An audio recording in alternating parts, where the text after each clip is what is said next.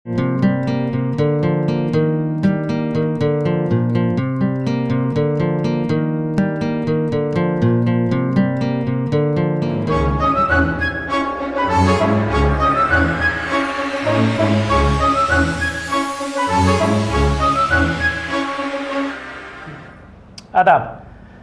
Yahoo news में कल एक आर्टिकल आया है कि Musharraf spends busy day on Capitol Hill, meets Nancy Pelosi, Carl Levin, John मैकेन।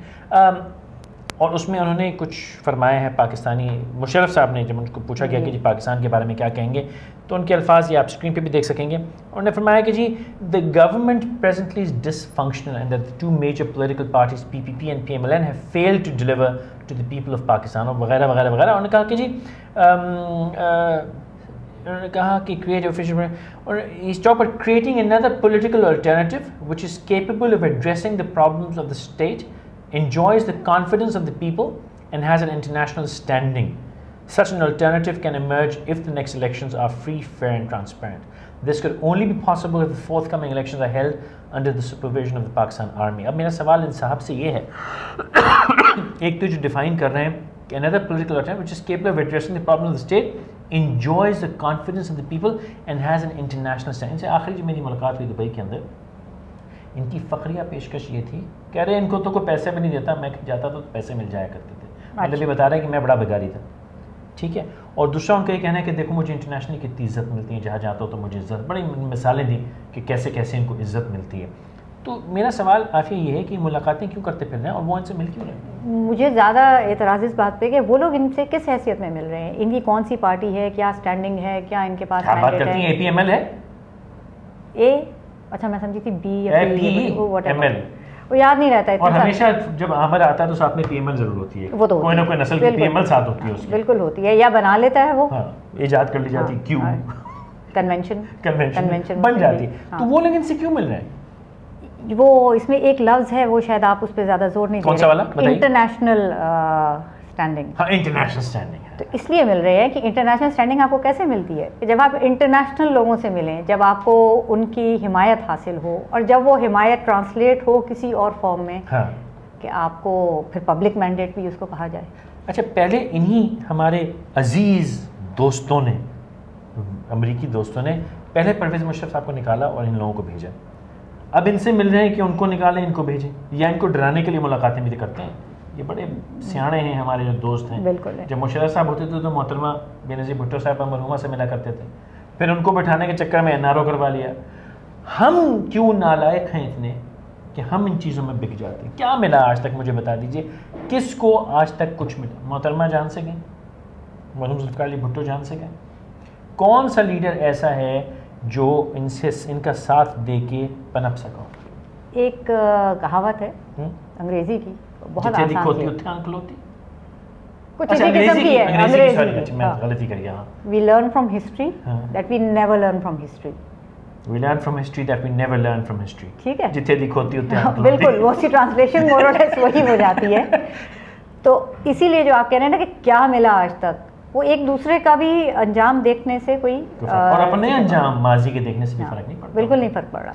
अच्छा, मेरा सवाल, वो तो हमारे दोस्त नहीं है, दुश्मनी है, लेकिन साहब जनाब परवेज़ मुशर्रफ साहब, सल्तनत मुशर्रफिया एक अरसे तक उनकी बादशाहत यहाँ पर रही, उसके बावजूद ये अब जो कह रहे हैं कि जी डिसफंक्शनल है और PPP PMLN has failed to deliver है, इसके बारे में आप क्या कहती हैं?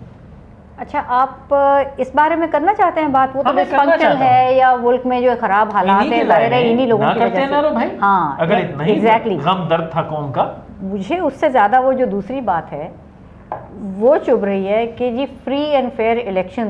हाँ, वो जो आखिरी लाइन, हाँ आखिरी line, free and fair election आप भी तो करा कर गए थे, जिसमें 33-34% जाली वोट जाली है, जो कि अब इलेक्शन कमीशन ने उन सबको खारिज किया। और वो वोट इनकी ज़ेर सदारत हुआ था इलेक्शन, शायद मेरे ख्याल में मरदमशुमारी भी इनकी ज़ेर सदारत हुई थी। बिल्कुल हुई थी। तो वो जाली वोट भी इनकी ज़ेर सदारत हुए थे। तो फिर अब फौज क्या कर लेगी जो ये नहीं कर सके थे? इसकी भी दबी छुपी माफ़ी मांग लेंगे, ओहो सॉरी, पहले भी कई बातों करना ओहो और ओहो सॉरी, लेकिन तुम्हें नहीं पता। अच्छा। भाई उस वक्त की सिचुएशन तुम्हें नहीं पता, हाइंडसाइट में तो सब सही लगता है, उस वक्त की सिचुएशन की डिमांड, सीन की डिमांड थी। एक हाइंडसाइट ही पे हमारा मुल्क तो चल रहा है, फोरसाइट तो कहीं नजर ही नहीं आती है। कितना अच्छा है, सीन की डिमांड, सीन की डिमांड क्या है? परवेज मुशर्रफ साहब के लिए जुमला लग रहा है उनके लिए बिल्कुल सेट है। सीन की डिमांड थी कि एनआरओ कर लो, सीन की डिमांड थी 35% जाली वोट डलवा दो, सीन की डिमांड थी कि यहाँ बैठे रहो जाने मत दो, सीन की डिमांड थी कि पीएमएलक्यू बना लो, सीन की डिमांड थी कि चीफ जस्टिस की कुट मारो। अच्छा, और सीन की डिमांड है कि आप इलेक्शन कराएं फौज के ज़ेरे निगरानी? नहीं, ये बोरियत की डिमांड है। क्यों?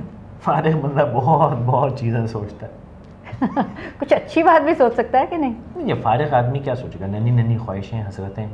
अब ये नन्ही ख्वाहिश इससे तो पूरी नहीं हो सकती। प्रेसिडेंट हाउस में इतनी अपने रहने के इंतजाम कराए थे इन्होंने, कमरे बनवाए थे, दीवारें बनवाई थी, सहन बनवाए थे, दीवारें सिक्योरिटी खड़ी की थी। अब वो भाई कभी के दिन बड़े, अभी रात है। अभी रात है, लेकिन हर रात के बाद एक सुबह होती है। अब वो किसके लिए सुबह होगी ये देखना है। इन्हीं के लिए होगी, पाकिस्तान की आवाम के लिए तो सुबह होनी नहीं। तावक्त है कि हम इनके घेर में फंसे हैं, सुबह नहीं होगी। और आज कल मेरे ख्याल से सना बुच्चा साहिबा जो हैं साबिक वज़ीर आज़म नवाज शरीफ साहब से सवाल किया उन्होंने कि जी ये 2 बार का प्राइम मिनिस्टर, 3 बार, तो उन्होंने कहा भाई ये तो शिक होनी नहीं चाहिए थी, कोई बिला वजह की शिक है जो डाली गई है उसके अंदर कॉन्स्टिट्यूशन में, निकलनी थी। तो क्यों हम ये नहीं शिक लगा सकते कि आप जैसे अमेरिका में, जिस अमेरिका के तलवे चाटते हैं सारे के सारे, कि वहाँ 2 कंसेक्यूटिव टर्म्स, कंसेक्यूटिव बिल्कुल, उसके बाद ताहयात आप सियासत में नहीं आ सकते। एक दफ़ा अगर आप चीफ बन गए, उसके फ़ौरन बाद तो बन सकते हैं, उसके बाद आप जाइए, आराम कीजिए, किताबें लिखिए, आप लेक्चर्स कीजिए, और वो भी 6 लोगों के घेरे में, या इंटरनेशनल डिप्लोमेट बने, जैसे रेगन बना, जैसे क्लिंटन है, कार्टर है, उनका कंट्रीब्यूशन देखिए, उसके बाद 12 लोगों के घेरे में जो चेक करते हैं कि आपने क्या जुबान कब हिलाई और क्या बोला। ये जो लूज टॉक है, this should not be allowed. ये कोई चांस है कॉन्स्टिट्यूशन में आने का? मुश्किल है। हमारे कॉन्स्टिट्यूशन में बहुत सी चीज़ें हैं जो कि हम उनको नाफिज नहीं करते, और बहुत सी चीज़ें ऐसी हैं जो होनी चाहिए वो हम लाते नहीं हैं। तो चांस वो आएंगी कैसे? बहुत मुश्किल है, लेकिन कोई तो रास्ता होगा। फौज के जरिए इलेक्शन, फिर क्या होगा? हैवी मैंडेट, फिर क्या होगा? हैवी मैंडेट कॉन्स्टिट्यूशन रीराइट कर दिया जाएगा। ये तो हमारा कौमी मशगला है। वैसे भी देखिए, मेरा कुछ क्रिकेट से ताल्लुक़ रहा है, एक पाकिस्तान का और एक क्रिकेट बोर्ड का। कॉन्स्टिट्यूशन लिखते चले गए हम लोग इस मुल्क में। क्रिकेट पे आपकी बड़ी दस्तरस नहीं है, शौक है।